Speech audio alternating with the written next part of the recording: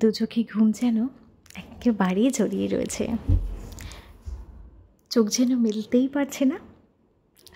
আজ তো রবিবার, আর রবিবার মানেই তো সমস্ত ক্লান্তি দূর করার একটা দিন, তাই না?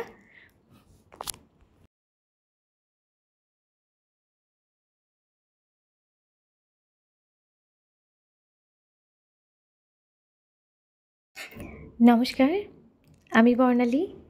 আমার ছোট্ট সংসার বিলাভড ফ্যামিলিতে আপনাদের সকলকে আমন্ত্রণ।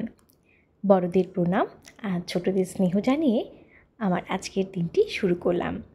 আজ রবিবার, ভোরের দিকে ঘুমটা ভেঙে গেছিল, কিন্তু যেহেতু আজ সারাটা দিন বাড়িতেই থাকবো, তাই আবার শুয়ে পড়লাম। শরীরটা যেন ছেড়ে দেয় এই রবিবারটা আসলেই। আচ্ছা, এই যে অফিস স্কুলগুলোতে রবিবার করে ছুটি দেওয়া হয় কেন বলুন তো? কারণ এই সারা সপ্তাহ কাজ করার পর যে ক্লান্তিটা আসে, যে একঘেয়েমিটা আসে, সেগুলো থেকে বেরিয়ে আসার জন্য।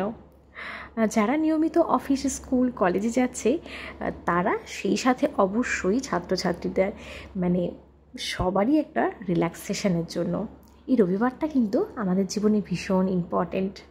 রবিবার মানেই একটু নিজেদের এবং সেই সাথে ফ্যামিলিকেও টাইম দেওয়া। আর এদিকে আপনাদের সাথে কথা বলতে বলতে কিন্তু আমার ঘরের টুকিটাকি কাজগুলোও সেরে দিয়েছি। মানে এই ডাস্টিং ছিল সেইগুলো, এবং বেডটা, ঘুম থেকে উঠে কিন্তু প্রথম কাজ হচ্ছে বেডটাকে গোছানো। এই বেডটা গোছানো থাকলেই যেন মনে হয় সমস্ত কিছু একদম পারফেক্ট রয়েছে। আর এদিকে কিন্তু মাথায় বড় মা খুব সুন্দর করে তেল দিয়ে দিল, আর প্রত্যেক রবিবার করেই দেয়। আর আমি খুব লাকি, জানেন তো কেন?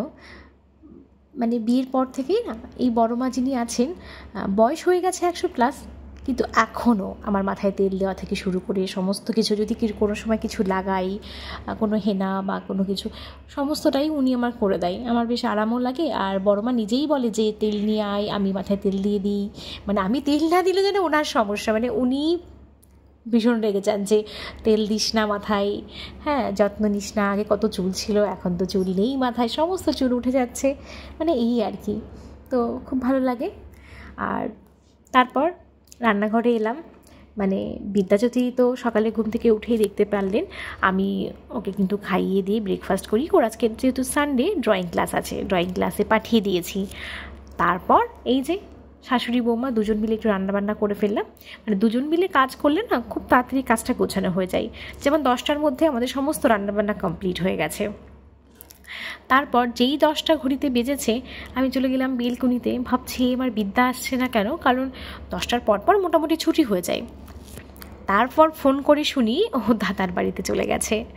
হ্যাঁ, সেখান থেকে আবার খাওয়া দাওয়া করে এসেছে, কারণ আমি ভাবছিলাম যে বেলা হয়ে যাচ্ছে, ওকে তো খাওয়াতে হবে। এসে তো কত গল্প যে ওখান থেকে পরোটা খেয়ে এসেছে, আলুর পরোটা। তো যাই হোক, এখন ওর জন্য তো আমরা কেউ না খেয়েছিলাম, মানে খাওয়া দাওয়া করিনি, শুধু আমার হাজব্যান্ড, মানে ও সকালের খাবারটা খেয়ে গেছে অফিসে। আমি মা বসেছিলাম যে বাবু আসবে তারপর, এবার যেহেতু খেয়ে এসছে তারপর আর কি করব, আমি একটু খেলাম, মা ভাত খেলো। তারপর তো বাকি সমস্ত কাজবাজ রয়েছে, সেগুলো গোছাতে হবে। আর মা তো বাকি দিনগুলোতে করে, যেহেতু আমি রবিবারটা রয়েছি, মোটামুটি রবিবারের ডাস্টিং, ঘরটা ঝাড় দেওয়া, সে সমস্তগুলো আমি করি। আর এক ঠাকুমা আসেন, উনি ঘরটা মুছে দিয়ে যান। তো তারপর আজকে বাবুকে বলেছি একটা আমি ডেজার্ট বানিয়ে খাওয়াবো। তো ও তো প্রথমে তো খেতেই চাইছিল না, মানে জোর করে ওকে খাওয়ানো। এটা কিন্তু খুবই হেলদি একটা জিনিস, আপনারা চাইলে কিন্তু বাড়িতে করে আপনারা নিজেই এবং আপনাদের বাচ্চাদেরকে খাওয়াতে পারেন। মানে এখন যেহেতু আমের সময় চলে এসেছে, মানে আমের সিজন চলে এসেছে, তো এটা আমাদের বাড়িতে ফার্স্ট আম আজকে আনা হয়েছিল ওই যে পুজোর জন্য, গতকাল দেখেছেন। তো ওটাই আর কি, আম আরও রয়েছে। তো ভাবলাম কি বেশি পাকা তো রেখে দিলে নষ্ট হয়ে যাবে, আর ঘরে ছিল টক দই, আর সেই জন্য আমি গতকাল রাতে চিয়া সিড ভিজিয়ে রেখেছি।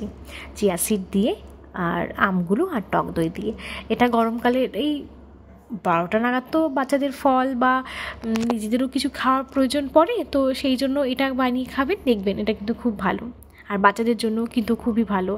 আর চিয়া সিডের কিন্তু অনেক গুণ রয়েছে, হ্যাঁ, এটা কিন্তু আপনারা ট্রাই করতে পারেন।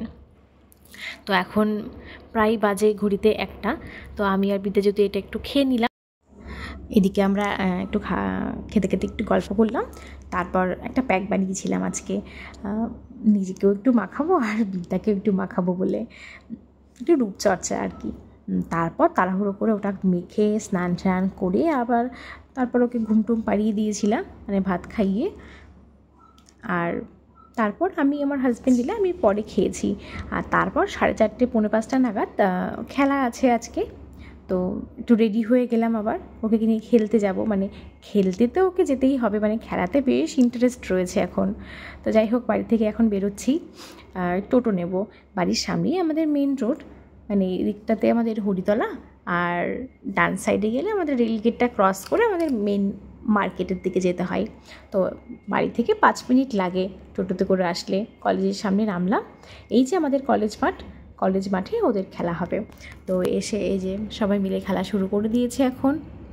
ফার্স্টে 2-3 রাউন্ড ওদেরকে একটু দৌড়ানো করাই, তারপর হচ্ছে ওদের খেলাটা শুরু হয়। মানে ওদের সিস্টেমে রয়েছে বেশ কয়েকটা অ্যাক্টিভিটি করাই, তো সেগুলো এখনও হচ্ছে। আর আমি এই যে বসে থাকি। আর আজকে দেখলাম একটা বড় একটা বাস এসছে, ব্লাড ডোনেশন ক্যাম্প আছে একটা ইনস্টিটিউশনের, তো সেটাই আর কি। আর খেলতে খেলতে একটু ক্লান্ত হয়ে গেছে, মানে 5 মিনিট ওদের একটু ব্রেক দিয়েছিল। তখন আমার কাছে এসেছিলো, আমি একটু হাওয়া দিলাম আর একটু জল টল খেলো, তো এইগুলো করলো। তারপর আবার বাড়ি চলে এসে ওকে একটু রেস্ট দিয়েছিলাম। স্নান করলো, যেহেতু প্রচণ্ড গরম, ও একটু স্নান করলো, আমিও ফ্রেশ হয়েছি। তারপর এই যে আমার ফোনটা নিয়ে বসেছে। ও নাকি আমার ফোনে আগের দিন দেখতে দেখতে একটা অ্যাপ পেয়েছে, যেখানে আর কি ওই পড়াশোনা রিলেটেড, মানে বাচ্চাদের বিভিন্ন রকমের কোশ্চেন থাকে, অ্যান্সারিং। তো সেটাই আমাকে একটু গাইড করে দিচ্ছিলাম, ও করছিল। বেশ বিভিন্ন রকমের কোশ্চেন আছে ওখানে, অ্যান্সার করতে হয়। তারপর পড়তে বসালাম, যেটা রোজকারের কাজ, সন্ধ্যা মানেই পড়ানো। আর আজকেও আমার টিউশন নেই। যাই হোক, তা এই সামার ভ্যাকেশনটা কমপ্লিট হয়ে গেলেই ওর স্কুল খুললেই ওদের এক্সাম শুরু, তো এই জন্য পড়াশোনাটা করতে হবে। আর দেখো, পড়তে বসেই দুষ্টুমি, এগুলো ও করতেই থাকে সব সময়। তো যাই হোক, বাচ্চা মানুষ তো কিছুই বলি না আমরাও এই ব্যাপারগুলোকে খুব এনজয় করি, ও যেগুলো করে। যেহেতু বাচ্চা মানুষ তো না, এখন তো ওদেরকে এই সুযোগটা দিতেই হবে, বড় হলে তো আর করবে না, তাই না? তো অবশ্যই আপনাদের বাড়িতে যারা বাচ্চা রয়েছে তাদেরকে একটু দুষ্টুমি করতে দেবেন, কারণ সবসময় বকাঝকাটাও ঠিক নয়। আর তাই বলে সবসময় দুষ্টুমিই করে যাবে সেটাও নয়, সেটাকে ওদের বুঝিয়ে নিয়ে মানিয়ে নিয়ে চলা, যে পড়াশোনাও করতে হবে, খেলাও করতে হবে, দুষ্টুমিও করতে হবে, সমস্তটাই করতে হবে। তো সেটা বুঝিয়ে রাখতে হবে ওদেরকে, কারণ এই যে নামই তো বাচ্চা, তাই না? তো সেই বুদ্ধিটা তো এখনও ওদের হয়নি, যে কোনটা আমার করা উচিত আর কোনটা উচিত নয়। তার জন্য অবশ্যই আমরা বাবা মায়েরা রয়েছি, গার্জিয়ান রয়েছি বাড়িতে, ওদেরকে সব সময় গাইড করার জন্য। তো চলুন, আজকের মতো এই পর্যন্তই। আমাদের ভিডিওগুলো দেখতে আপনাদের কেমন লাগছে অবশ্যই কিন্তু জানাবেন, কারণ আপনাদের মতামতটা জানাটা ভীষণ জরুরি। আর সকলে অবশ্যই ভালো থাকবেন, সুস্থ থাকবেন, এই কামনাই করি। আর আমাদেরকে অবশ্যই আশীর্বাদ করবেন, আমরা যেন এগিয়ে যেতে পারি।